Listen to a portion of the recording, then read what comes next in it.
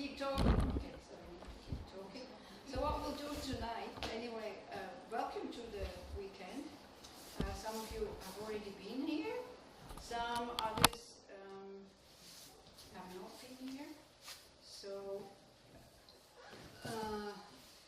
basically what we will do tonight is to review the first weekend. Okay, so this will be up to you. I will not just go blah blah blah. I will ask you what you remember from the first weekend, because that's a good way to learn also.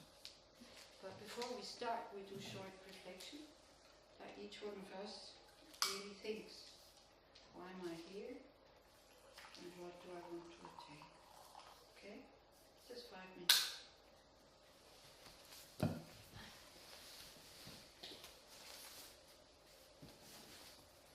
And reflection means sitting in meditation. So make sure you're comfortable and relaxed, but with a straight back. Again, if you don't have any back problems, you should not lean against the wall, because your mind will be much freer and much more focused. Only if you do have back problems, then that's okay to lean against the wall. Try to lean forward a bit so that the weight is, if your bum is a bit higher, so that the weight is on your knees.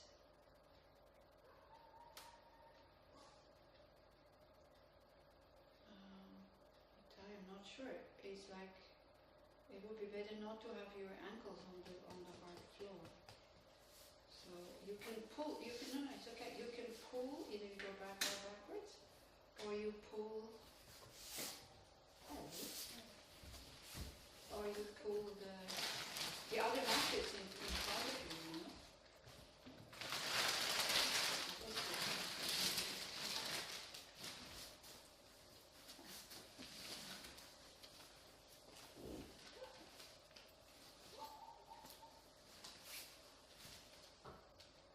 Okay.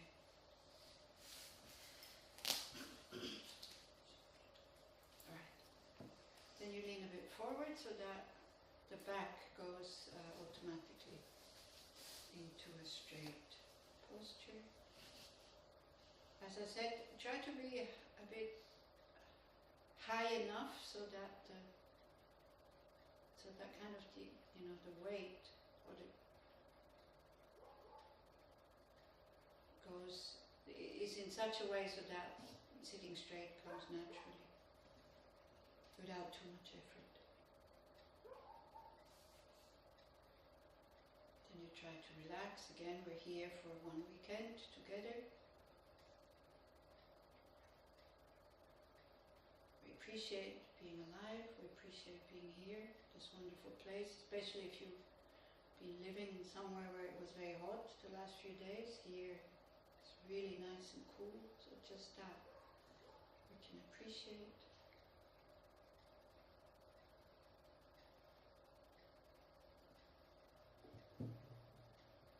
Check your motivation. This is always how we start to practice. Why am I here? Why am I doing this?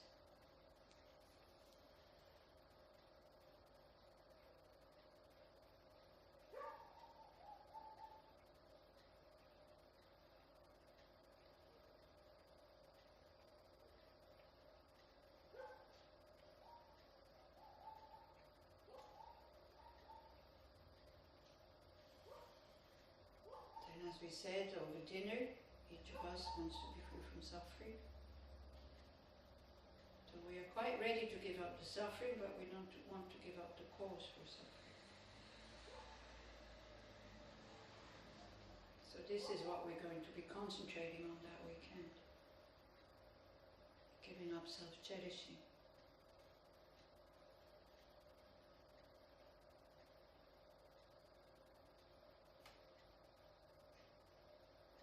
Try to have a happy feeling, instead of feeling afraid that we're going to miss out on things.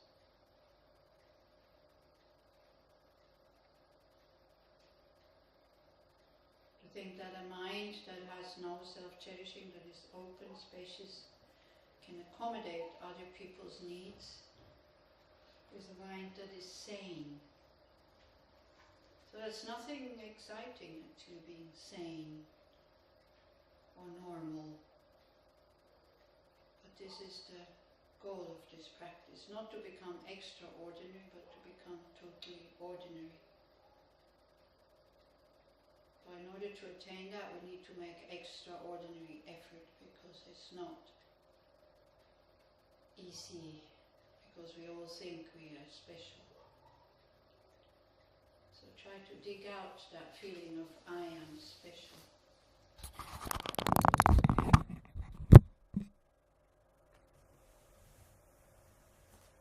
Each of us has this kind of center of the universe.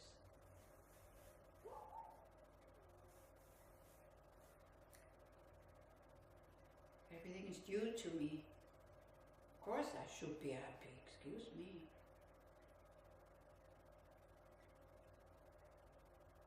Now we all know that happiness is in the mind, but we always blame the outside when we're not happy, isn't it?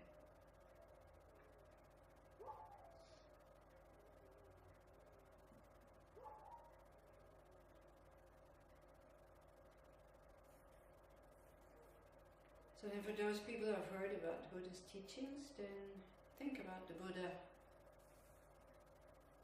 the Dharma, the Sangha.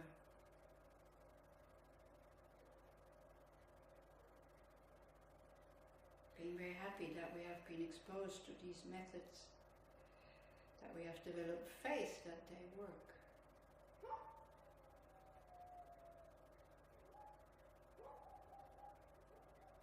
And mentally you take refuge, whatever that means for you. Taking refuge to the Buddha, the Dharma, and the Sangha.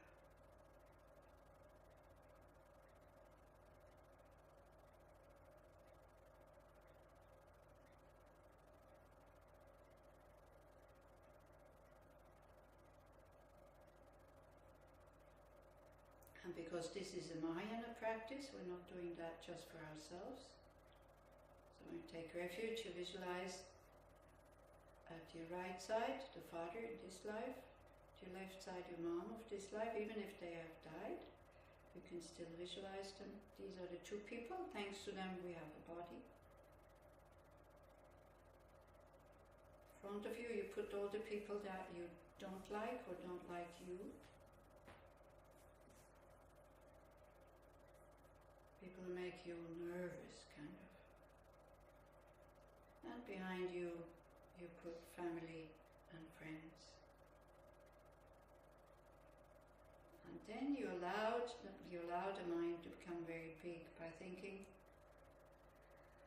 I'm going for refuge to the Buddha, Dharma and Sangha until I attain full enlightenment.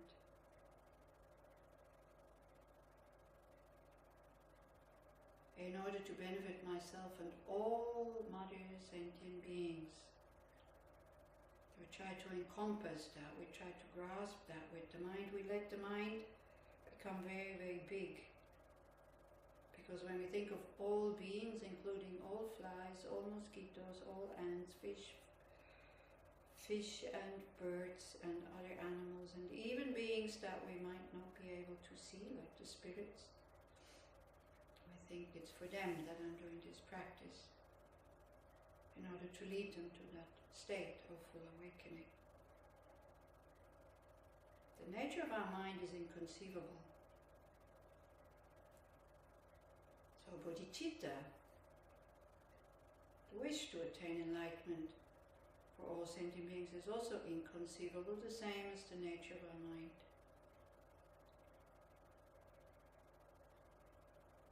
Allow the mind to become very vast, to benefit, to serve, or to lead all Mother sentient beings to that state of full awakening. So this would be the motivation, kind of, as a Mahayana Buddhist. Now I don't know where you are standing, so you check. Does that inspire me? Do I find it frightening? Or absurd?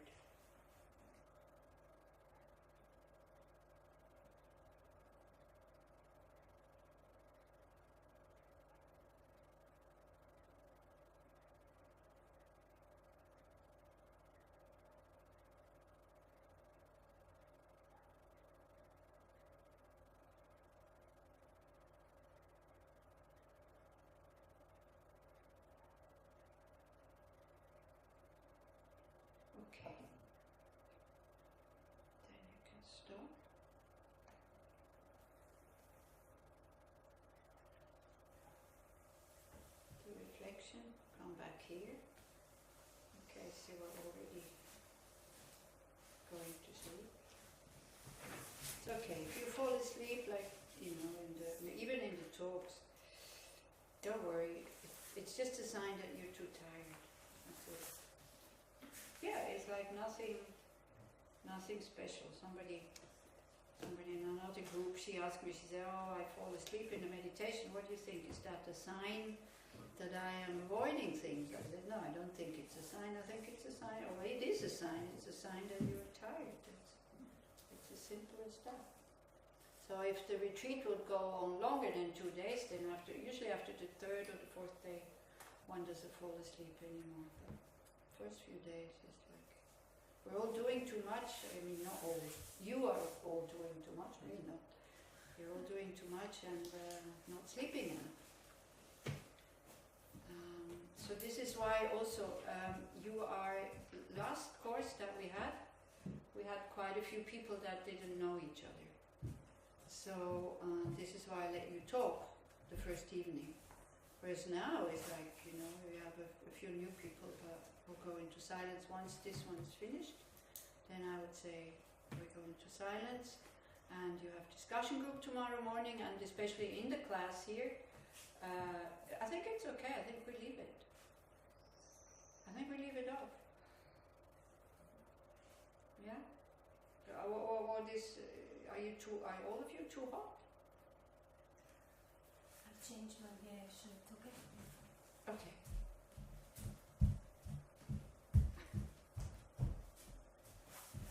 So I think we can, because the course also is fairly small, we can keep it really quiet, which will be very nice. Is that okay for you? Or do you want to talk in the afternoon? For me, no?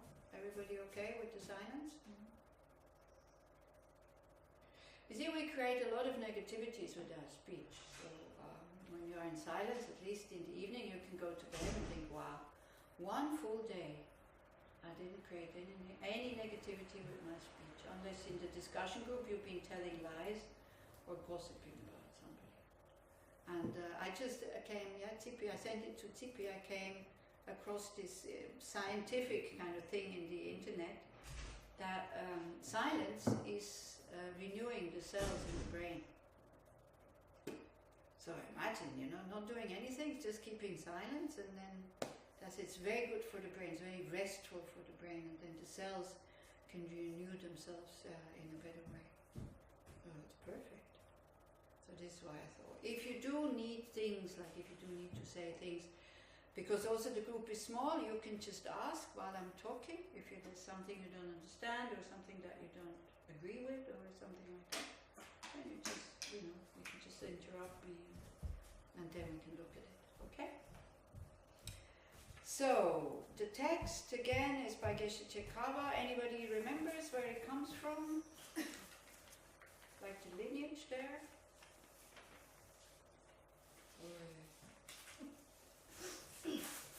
Huh?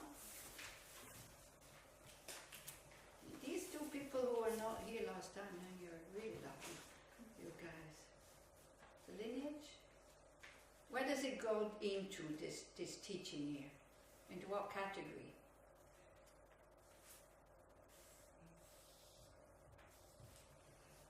It says, it's written. To great compassion? Huh? To great compassion? Into? Compassion? Oh yeah, there's a compassion, emptiness, self-cherishing. It's always a very good, especially emptiness and compassion, like method and wisdom. It's always a very good answer, but that's not the right answer. There's a special, there's a very special, Lift it up. yeah, a little bit if possible, but not that much. Okay.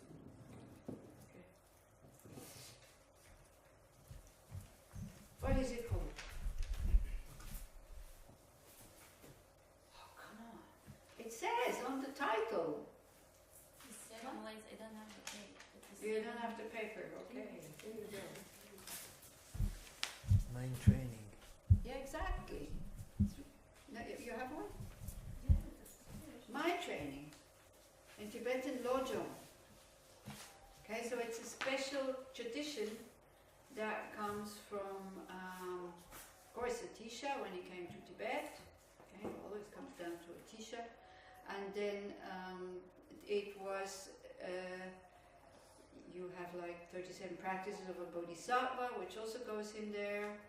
Then you have Dromdönpa, who was a disciple of Atisha, and then he had disciples.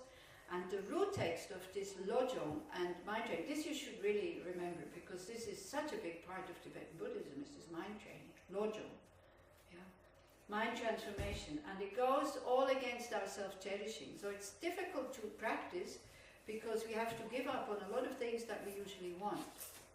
But it's the only way to attain full awakening. And it's really a fast path. And I think it's also a very fast path, even if you don't believe in rebirth and enlightenment and all these kinds of things, that it still makes your life much happier. But the mind, our mind is absolutely not flexible wanting to do that, because our ego grasping, our self-cherishing is no, I am special. Have you felt that feeling of I am special? Everybody has that feeling. Yeah, like, again, I don't want to scold you, but I am too hot, therefore I need to put on the aircon. There's 10 other people sitting in the room. This is how we think. I'm not saying it's not right. It's just good for us to see this thing. I need to be comfortable. What other people do, I don't really care, isn't it? Like spontaneously we think like this. If you go on a bus and you sit down and you feel, oh, the seat is broken, what do?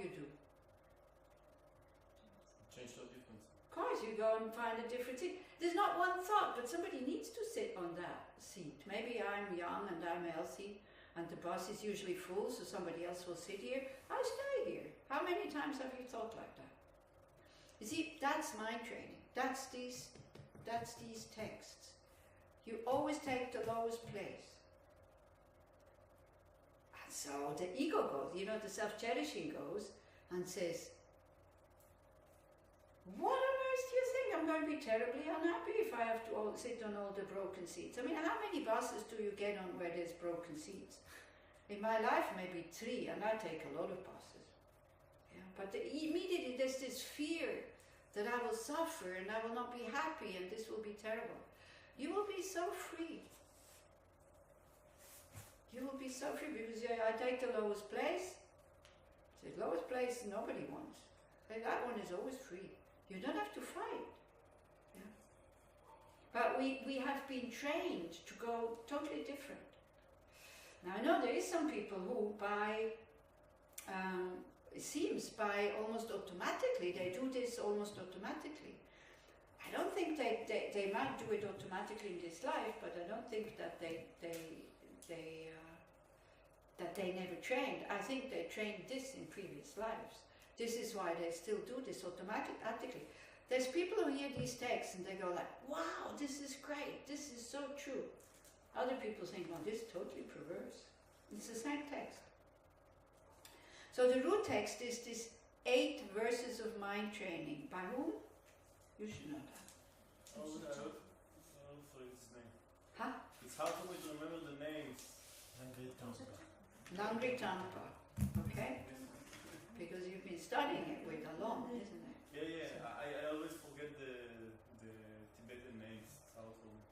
So this Can you is say it. again the So, name? Langri Tampa.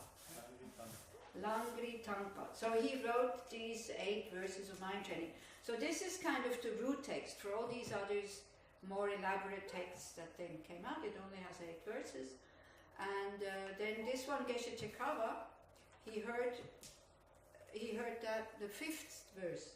Whenever somebody out of jealousy treats me with abuse or something like this, Wrongly abused. Wrongly, kind of with abuse or wrongly accuses me, I will totally offer the victory to them. And he was very inspired by this verse. This is not something that we usually do, isn't it? It's like somebody wrongly accuses you, the first thing you want to do is to set that person right. So here it says, no, no, no, no. I will offer the victory to them. Why? What happens? Somebody accuses you and then you say, yeah, exactly. Somebody accuses you and then you say, no, no, no, no, I didn't do it, but that person is convinced that you did it. What happens? The energy gets really excited and nobody listens to what the other has to say and we start to fight and all this. If you say, yeah, okay, you're right. One thing is very easy to do, because you can't expect the other person to do it because they're not doing mind training, but you are doing it. So it's very easy to say, yes, you're right. And then immediately the energy totally calms down. Then maybe you can talk about it, if you need to talk about it. But if it's something like, who broke this glass? Well, I did it. What's the big deal? I know. The self-cherishing in here, can't bear.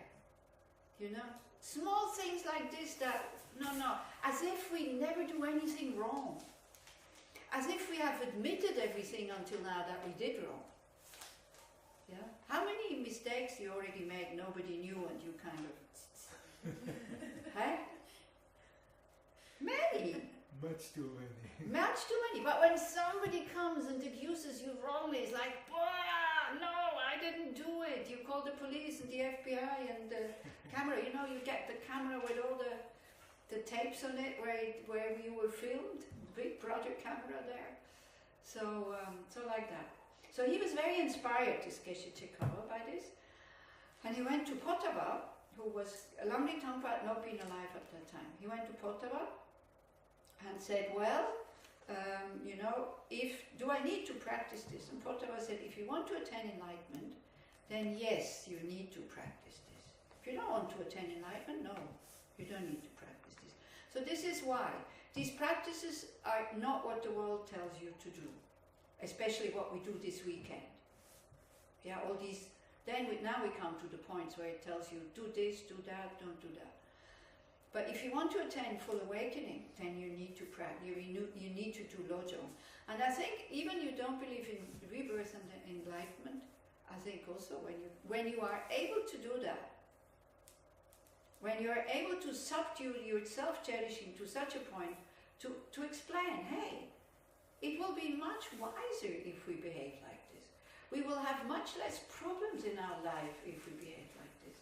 Then it works, you become a happier person.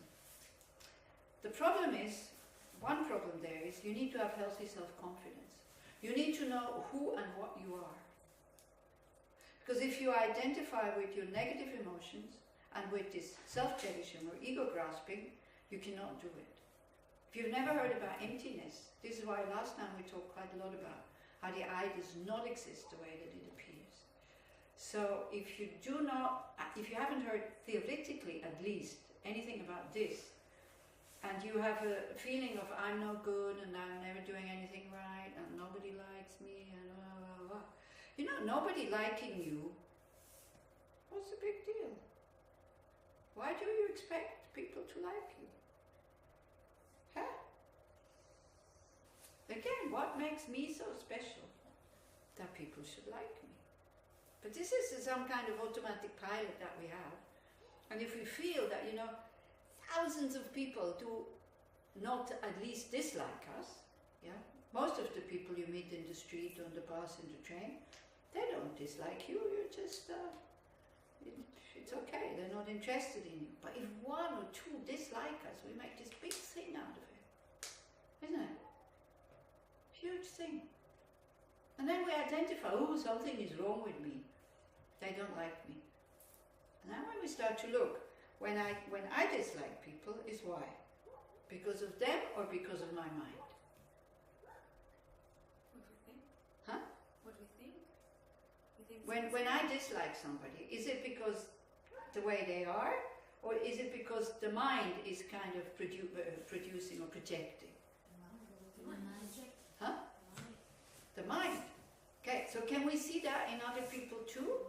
When they dislike us and we just very calmly go, well, you know, it's just their mind projecting something. Okay, 3 people don't like me.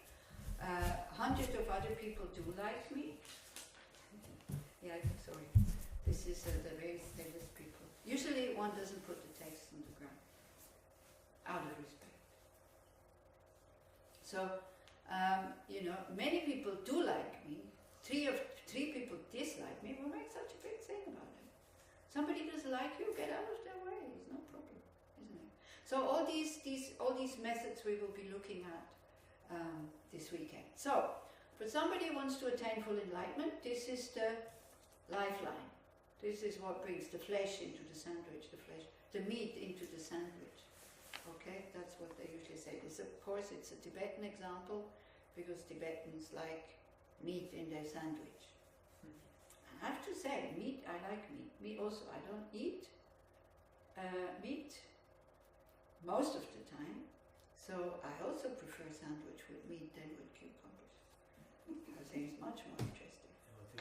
This I put in the butter on the bread. Sorry? This I put the butter on the bread. And you think it's meat? No. This is the same. You said the meat in the sandwich. Oh, the butter on the bread. Yeah, it's still meat in the sandwich. I think it's still better than the butter on the bread. Do you see what I mean? Yeah, this is what makes it really interesting to practice. So, how many of you want to attain full enlightenment?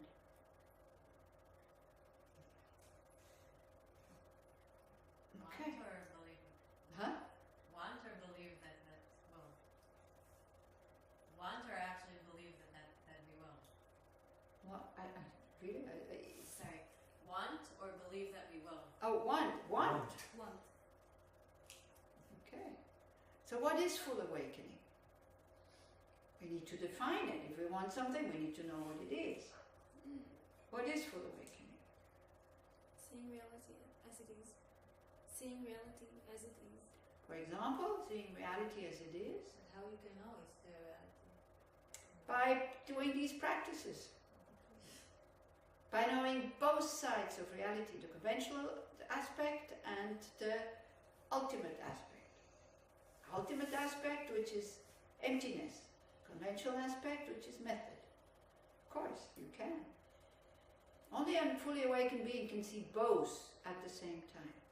Otherwise, when you are on the path of seeing, like you have the 5 paths, path of accumulation, path of preparation, path of seeing, you have a direct perception of emptiness in your meditation only, so nothing appears at that moment. And it's not a nothingness, but it's an absence of inherent existence, because in your meditation you are looking for the watch in the watch, and you would take it apart piece by piece in your meditation, and you say, this is not the watch, and this is not the watch, and that is not the watch, and that is not the watch. What are you left with? Nothing. A lack of a really existing watch that is findable. So the watch exists on a conventional level as a watch is just a label, as an object, Idea. A label, not just an idea. It's a convention. It's something that we agree on, that we call it watch. A convention or a label. So, but we put, our confused mind puts more to it, and what the confused mind puts more to it is body, mind, and me, I. Feels like that. But I don't want to repeat the whole thing on emptiness, because that's what we did last time, okay? So, when we start to believe and to grasp at this I that appears as a third entity, because I say, my mind, my body. Now, whose mind, whose body? You take away the body, you would take away the mind. What can you still have? Huh? I. How? How can the I exist without the body and the mind? It feels like that. This is it. It feels as if the I is autonomous. But then if you logic, the same as with the watch, you need to find it. So it's either in the body or it's in the mind. If it's in the body, is your I the body? Is it in the body? No. Is it part of the body? Is it separate from the body? The I. Is it separate from the body? Okay. So it's neither part of the body nor separate from the body. Not very logic, is it? What you're saying here. But it exists. That's what you're saying. It exists, but it's neither the body nor separate from the body. How can that be? In what way does it exist if it's not the body nor separate from the body? What? What? Okay, is it the mind? Huh? It feels like the mind. It feels like the mind. So which part of the mind? Sometimes the mind is happy, sometimes the mind is sad, sometimes the mind is very intelligent, very sharp, sometimes totally dull, sometimes very kind, sometimes very unkind. So which part? Which one? The part that's observing, the kindness and the happiness and there's a part that seems to observe it, not just experience it. But the observer can also observe the eye, otherwise you wouldn't realize it, you wouldn't see it. So it can't be the eye, because you can watch your eye. No? Yeah. Okay. Wouldn't you say my observer? No. Okay. So the observer is something that is pretty neutral, isn't it? If I say, Daniel, you're such an idiot. Is the observer being affected by that? No. Is Daniel not being affected by that? If I say it seriously? So I'll have, I don't know how to answer that. I mean, I'll be, my feelings will be hurt, but the observer won't be hurt. Yeah, so how can it be the eye? Because the eye will be hurt, definitely. I am hurt. He said I'm an idiot. You wouldn't go, my feelings will be hurt, but what are these feelings? To whom they belong. Huh? To whom they belong. Yeah, what are, when you say the feelings are hurt, whose feelings? Which feelings? We have feelings of pleasant, unpleasant, and neutral. So which feelings are hurt? Why do they have to, I mean, I don't know, semantically I say my feelings, but it doesn't have to actually be mine, right? Oh, Sarah's? There's light in the room. Is it my light? Is it your light? There's just light. Yeah, but if I tell you, Daniel, you're an idiot, who feels hurt? The light? Or Sarah? Or you? Or who? It feels like it's me. Yeah, exactly. So that one that comes up when we don't get what we want. And it feels as if it's sitting in here. So that one doesn't exist. But it doesn't exist the way that it appears. This is the key word. It does not exist the way that it appears. So we have two misconceptions. One, it appears. That's not the problem. That it appears is not a problem. When a Fata Morgana appears, is not a problem. If you believe it's water and you're thirsty, then it becomes a problem. Because then you go and run towards it. Now we're trying to satisfy this I. We're trying to make this I happy. This I is making me and them. This I is making I'm the center of the universe. This I is making me special. And this is why we're having problems, because then we have conflict. Yeah? So actually all our suffering, all the dukkha, is based on a misconception. That's really stupid, isn't it? So all we have to do is clean up that misconception, which will last a long time. Because as we go along and this I appears and we grasp at it, we start to cherish it. I am really the center of the universe. If we don't, you see, that's just the gut feelings that we have. If we examine it, of course we say, of course I'm not the center of the universe. But we behave as if we are when we don't get what we want. Yeah. So by meditating on emptiness, that this I, although it appears, but I can't find it anywhere, the same as you can't find the clock anywhere. So this is why, all these questions that I was asking you, it's not for you to come up with an answer actually. It's to go, same as with the clock. This is not the I, and that is not the I, and that is not the I, and that is not the I, and that, and then you're left with nothing basically. And slowly, slowly, that very strong hold, that very strong wrong view that we have, that this I exists, and that it's there, it starts to loosen up. And then we take ourselves less seriously, that's one thing. We allow ourselves to make mistakes. We allow other people to disagree with us. We allow other people to dislike us. That's okay, as long as they're not hurting. I mean, as long as they don't not out to kill us or something like that. It's fine, and we're not affected by that anymore. Yeah? So full awakening would be a totally selfless state. Selfless state where you see things as they are. They are, how are they? Empty, that's what we just said. On the conventional level, they are also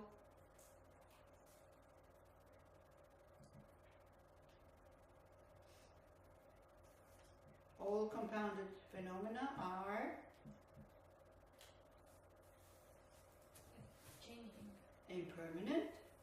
That's the first seal of the, the 4 Buddhist things that make you Buddhist when you start to believe in it.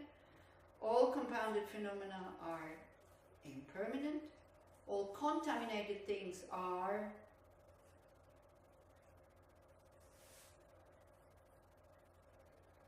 come on, you should really know these things. In the nature of suffering, all contaminated things are in the nature of suffering, meaning everything that is impure, everything that is seen through a not right mind will then eventually turn into dissatisfaction, stress, frustration, everything.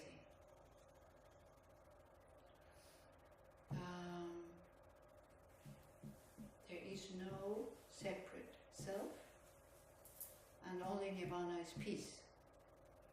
So you can sum it up into 3. Like, what did you say? Standing on one leg, or what was that? In Hebrew.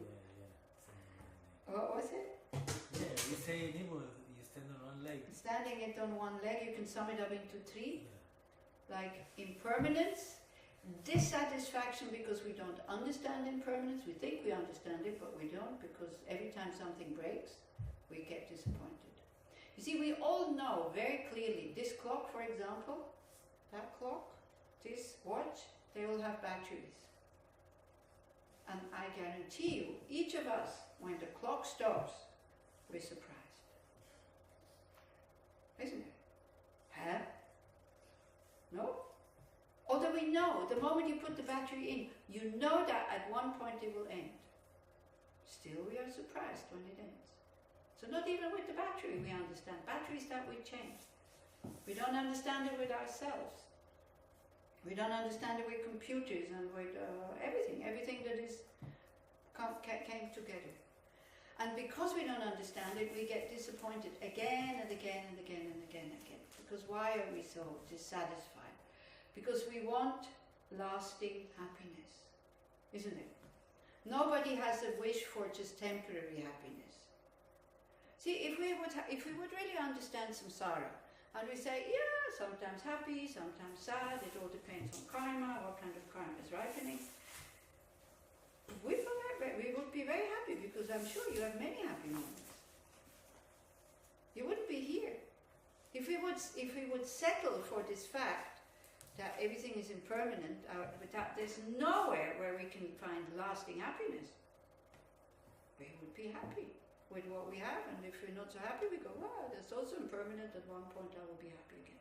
Life would be very simple. It would be very easy. But we have the wish for lasting happiness. Why? This is the nature of our mind, isn't it? The Buddha nature calling us, saying, hey, you could have lasting happiness, because your dukkha is based on misconceptions. Yeah.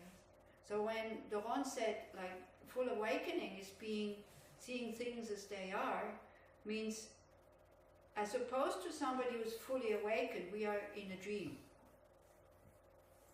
And we mistake the dream for reality. What happens with your dream, even if it was really terrible or really wonderful, the moment you wake up?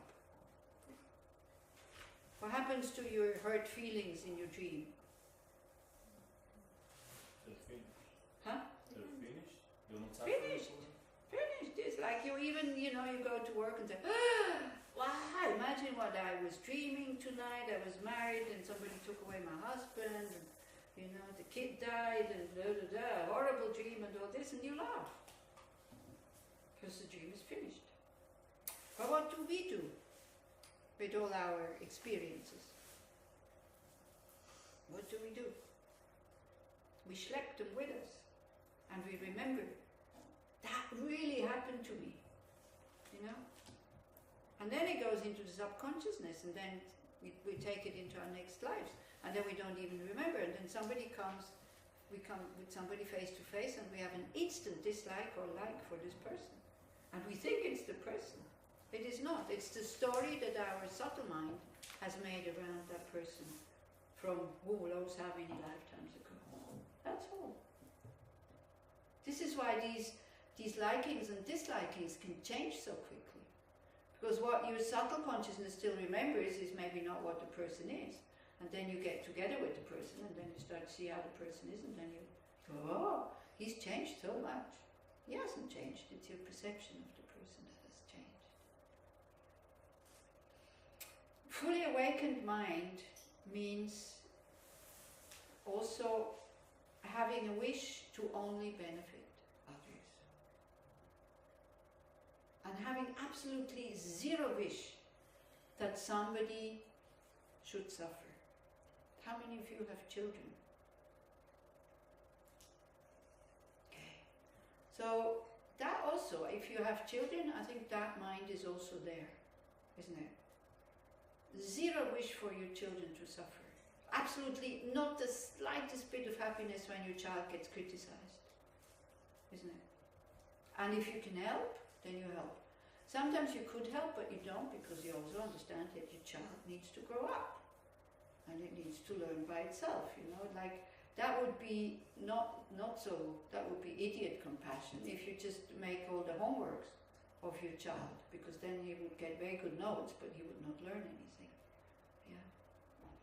So the mind of a father or a mother for the kid is actually a good example what a fully awakened mind is, the attitude. The difference is, a Buddha has an omniscient mind. A fully awakened being has an omniscient mind, knows that all phenomena directly, exactly the way they are, and has no limitations on beings. Like for a mother or father is my children, and then that's it, not the neighbor's children. If the neighbor's children make my child suffer, and then the neighbor's children get criticized, then I'm very happy, isn't it? So Buddha is like, Buddha sees, for example, we play this game of victim, aggressor,